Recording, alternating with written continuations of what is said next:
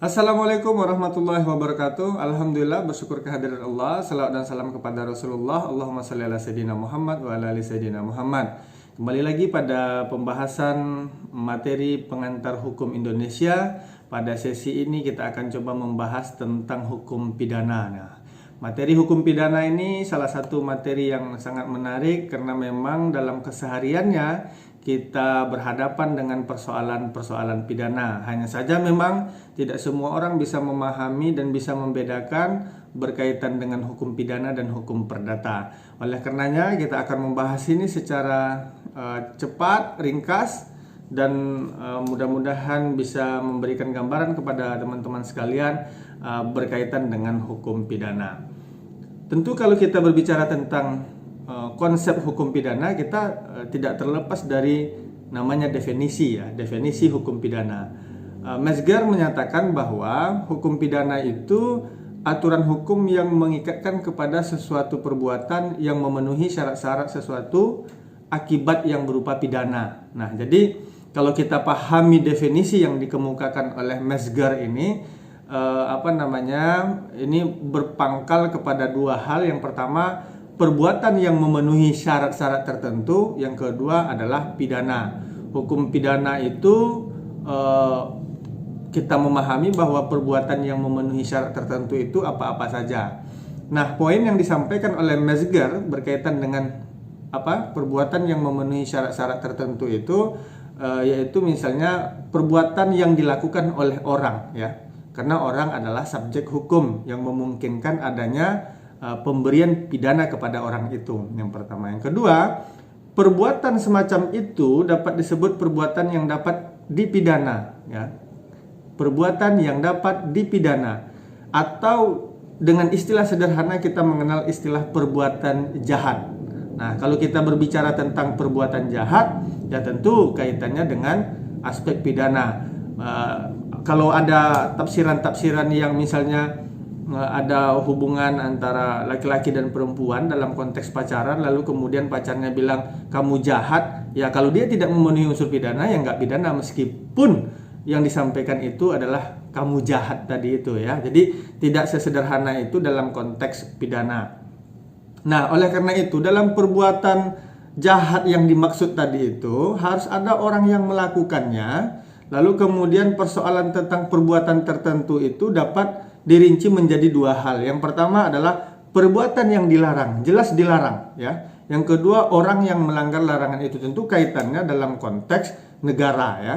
Lalu kemudian kita memahami bahwa kalau kita berbicara tentang definisi ya, definisi hukum dalam konteks ini adalah hukum pidana, sangat banyak sekali ahli yang berbicara tentang hukum pidana itu ya. Misalnya apa yang disampaikan oleh Simon ya. Simon menyatakan begini, hukum pidana itu adalah perintah-perintah dan larangan-larangan yang diadakan oleh negara dan yang diancam dengan suatu nestapa atau pidana, yang barang siapa yang tidak mentaatinya ke semua aturan-aturan itu dengan syarat-syarat bagi akibat hukum itu, dan semuanya aturan-aturan untuk mengadakan atau menjauhi atau menjalankan pidana tersebut. Jadi konteks yang disampaikan oleh Simon itu misalnya perintah-perintah atau larangan-larangan yang diadakan oleh negara. Jadi dikunci definisi ini oleh Simon, yang melakukan itu adalah negara, bukan antara individu dengan individu, dan diancam dengan sesuatu nestapa atau sanksi. Nah, ini definisi hukum pidana menurut Simon misalnya.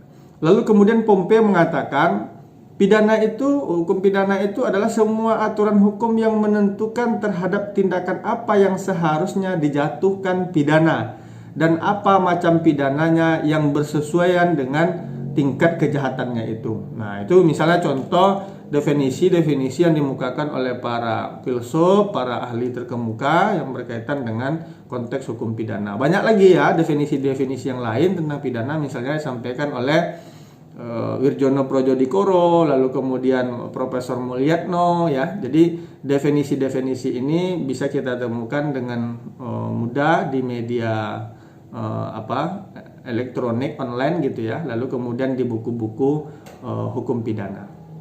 Itu tentang definisi hukum pidana. Yang kedua, fungsi hukum pidana ya. Fungsi hukum pidana itu dapat dibedakan menjadi dua hal. Yang pertama, fungsi yang bersifat umum, yang kedua, fungsi yang bersifat khusus. Kalau kita berbicara tentang fungsi hukum pidana secara umum sama dengan fungsi hukum pada umumnya ya.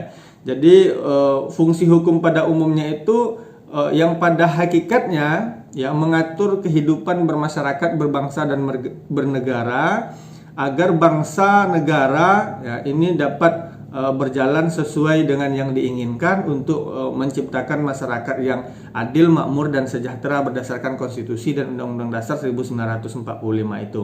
Itu konsepnya secara umum ya. Jadi dalam konteks bernegara masyarakat itu diatur kehidupannya sehingga menimbulkan rasa aman dan nyaman di tengah-tengah masyarakat.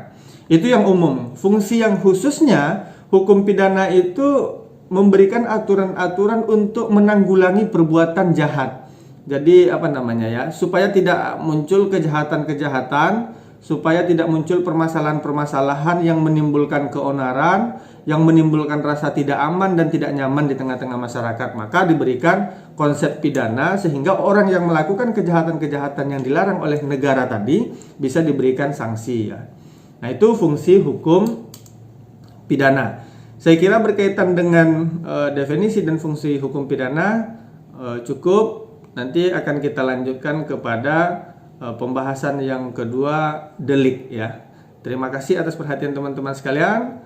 Mohon maaf. Assalamualaikum warahmatullahi wabarakatuh.